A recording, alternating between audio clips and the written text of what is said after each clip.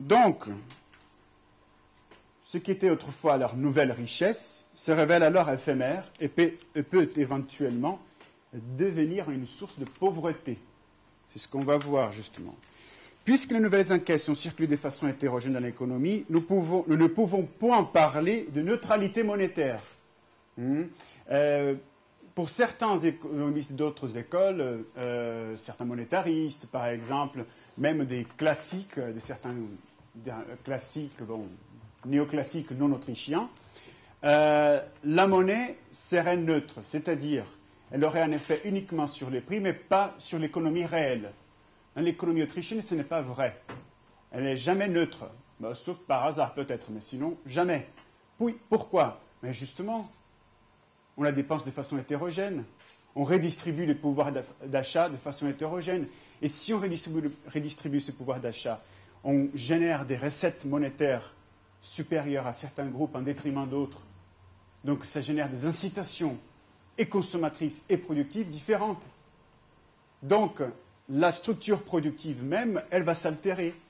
Elle va se réajuster dans l'économie pour justement satisfaire les nouveaux détenteurs de pouvoir d'achat.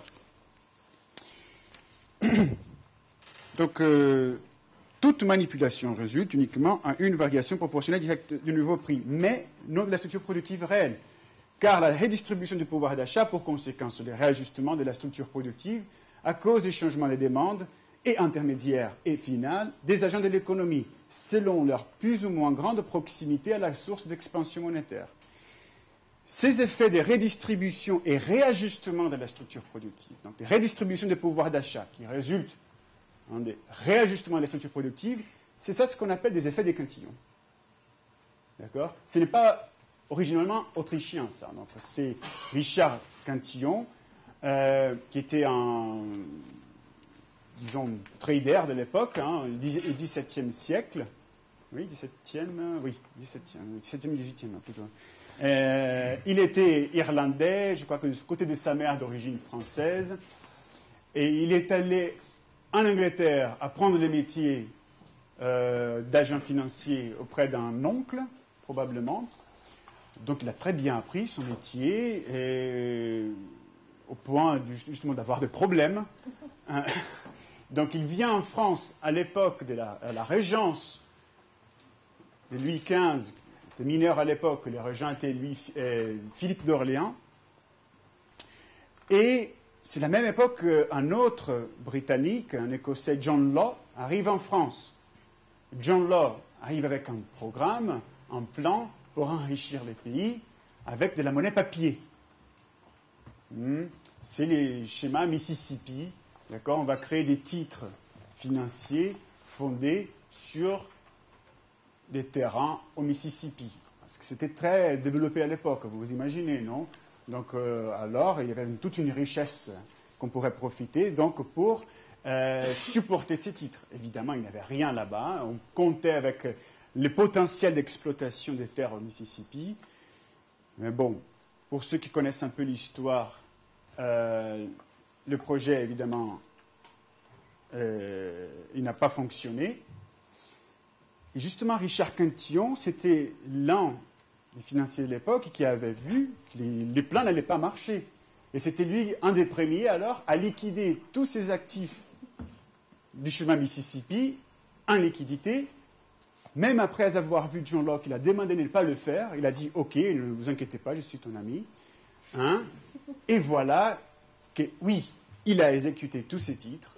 Il a pris les liquidités. Il est rentré en Angleterre. Il a eu des problèmes après. Théoriquement, il est mort dans un incendie provoqué par son chef cuistot français. Mais apparemment, il a eu des traces de Richard Cantillon en Guyane. Bon, les effets des cantillons, donc une petite digression pour animer le public. Pierre angulaire des arguments de l'attaque. Donc les effets des cantillons ne se limitent pas uniquement aux effets redistributifs, mais également aux effets des réajustements de la structure productive. En effet, la grande contribution de l'attaque, bon, là c'est le vrai apport de l'école autrichienne par rapport aux effets des cantillons, a été de reconnaître que les effets des cantillons sont amplifiés, voire déformés, lors de l'introduction de la monnaie scripturale dans les mécanismes et les processus que je viens de vous expliquer. Et c'est ça ce que va nous donner les liens avec les marchés financiers. Il est vrai que puisque la monnaie scripturale est utilisée à la place de la monnaie réelle, mais à la place ne veut pas dire que la monnaie réelle reste gardée et la scripturale est utilisée à sa place. Non. On l'utilise comme si elle était de la monnaie réelle. Mais personne n'a dit qu'il y a des garanties gardées quelque part. Les effets des cantillons se manifestent avec le même mécanisme, c'est vrai, pour produire un processus similaire à celui initié par une variation de monnaie réelle. Cependant, la nature même de la monnaie scripturale déforme la manifestation essentielle du pouvoir d'achat monétaire et donc de toute la structure productive de l'économie. Le problème intrinsèque de la monnaie scripturale réside dans le fait qu'elle est fondée sur un dépôt initial de monnaie réelle par un client d'une banque. La transformation juridique de ce dépôt en monnaie scripturale résulte en deux choses. D'un côté, il y aura une créance monétaire, c'est-à-dire la propriété du dépôt en question, qui est reconnue par la banque au dépositaire de la somme de monnaie réelle concernée et qui peut alors être exécutée sur simple demande du détenteur de ce dépôt. Et d'un autre côté, il y a la mise en réserve de ce même dépôt qui servira de base pour la création des crédits, lesquels peuvent être accordés sous forme de dépôt, comme s'il y a eu un nouveau dépôt dans la banque. C'est ce qui se fait souvent aujourd'hui. Quand vous demandez un crédit à une banque, souvent c'est ce qui se passe, c'est soit si vous êtes déjà client de la banque vous crédite tout simplement votre compte bancaire. Ou alors, elle peut éventuellement vous ouvrir un compte. Par exemple, les commerçants, ils ont des lignes de crédit, qui sont des comptes bancaires en réalité, donc ils ont des échiquiers, etc. C'est comme ça qu'elles accordent normalement les crédits. Pourquoi elles accordent comme ça? Pensant que vous allez utiliser vos cartes bleues, vos chéquiers, et pas du liquide. D'accord? Parce qu'en réalité, elles sont en train de faire quoi? Garder en réserve, mais multiplier les crédits basés sur cette réserve. Je vous ai dit, en zone euro, l'obligataire, c'est 2%, non, des dépôts à vue. Donc, théoriquement, le multiplicateur en zone euro est 50. On peut créer 50 fois, mais c'est théorique. En réalité, les banques sont un peu plus responsables que ça, même si on veut penser que non. Aujourd'hui, je crois que l'évier, peut-être le docteur Gertchev me corrigera après, je crois qu'elle tourne entre 5 à 7, peut-être en zone euro. Je ne sais pas précisément, je ne saurais pas dire. Mais ce n'est pas 50 de toute façon, donc pas pour le moment peut-être. Donc, on crée des crédits à partir de ces dépôts. Alors, ne confondez surtout pas ces mécanismes avec une banale opération d'intermédiation financière. Ce n'est pas la même chose. Je vous explique pourquoi. Une opération d'intermédiation financière consiste en quoi? La renonciation présente de l'épargnant créditeur à utiliser son pouvoir d'achat présent pour le rendre disponible à un débiteur qui promet à l'épargnant un paiement futur de la somme ainsi empruntée, mais accompagné d'un intérêt défini entre les parties. Je n'ai pas dit que l'intérêt est toujours positif. Toujours positif. Mais bon. Souvent, c'est le cas. D'accord? Donc, la rénonciation de l'épargnant donne un terme d'utilisation des ressources impliquées à l'emprunteur. 3 mois, 6 mois, 1 an, 10 ans. Autrement dit, l'épargnant a choisi de consommer moins aujourd'hui pour avoir la possibilité de consommer plus demain. Peut-être il ne consommera pas plus demain, il épargnera encore plus, je ne sais pas. Mais il a une plus grande peut-être possibilité de consommer demain. Même si le taux d'intérêt est négatif. Parce que justement, peut-être je pense que si je n'épargne pas aujourd'hui, je perdrai encore plus d'argent demain. Donc je l'ai fait déjà aujourd'hui, je le prête à quelqu'un, peut-être un taux négatif, dans l'Allemagne par exemple. Et pourquoi? Parce que je pense que même si je prête aujourd'hui 100 € à l'Allemagne et qu'elle me rende 90 demain, c'est mieux que si je ne prête pas l'Allemagne et je me trouve avec 50 € demain. D'accord? L'emprunteur, lui, choisit de consommer plus aujourd'hui ça peut être une consommation productive, parce qu'évidemment, les biens qu'on utilise dans la production, ils sont consommés, ils sont usés, mais avec des fins productives pour créer quelque chose d'autre. Ou alors une consommation finale, pour acheter une voiture, une maison. Sachant qu'il doit former un capital dès maintenant à rendre dans le futur. La question, c'est que je ne dispose pas du capital aujourd'hui, sinon je n'aurais pas emprunté.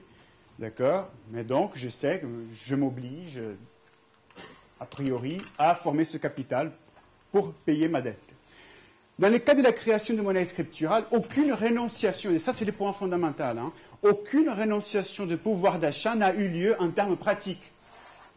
Le dépositaire n'a transféré aucun pouvoir d'achat. Même si juridiquement il a pu l'avoir fait avec son dépôt auprès de la banque, le fait qu'il puisse toujours utiliser un pouvoir d'achat équivalent, qui lui est reconnu par la banque, élimine la possibilité de tout transfert réel.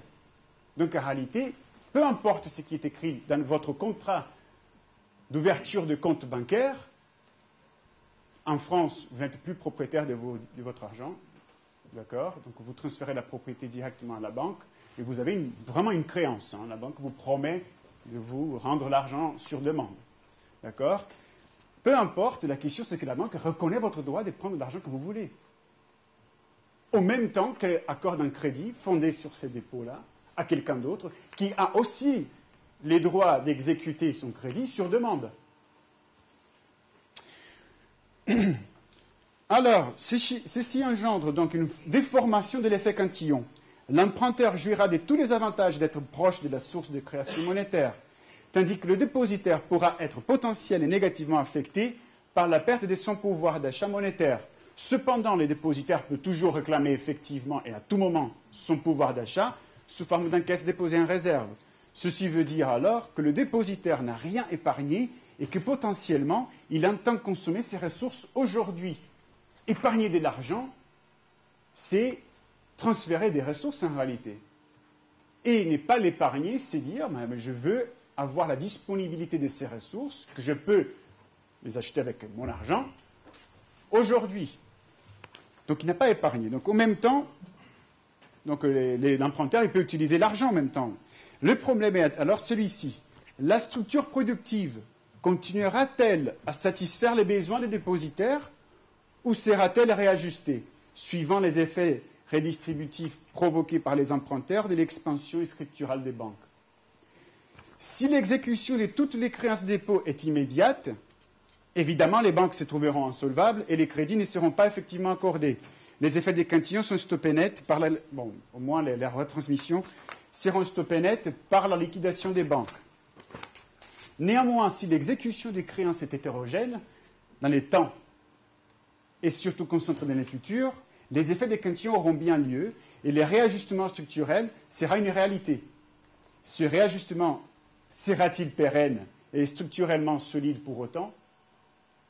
D'où l'importance des marchés financiers dans notre argumentation. Fondamentalement, ces marchés existent comme pont entre épargnants, investisseurs professionnels, petits et grands épargnants, regroupés dans des fonds d'investissement divers, fonds de retraite, etc. Et emprunteurs, entrepreneurs, grandes corporations, États, consommateurs. Ajoutons à cela une activité ancienne des marchés financiers, celle de l'assurance, qui a toujours été liée de manière intime à la production, surtout la production et le commerce adressés à l'étranger. Les assurances apparaissent surtout en masse pour assurer justement les grandes navigations, les transports même terrestres, etc.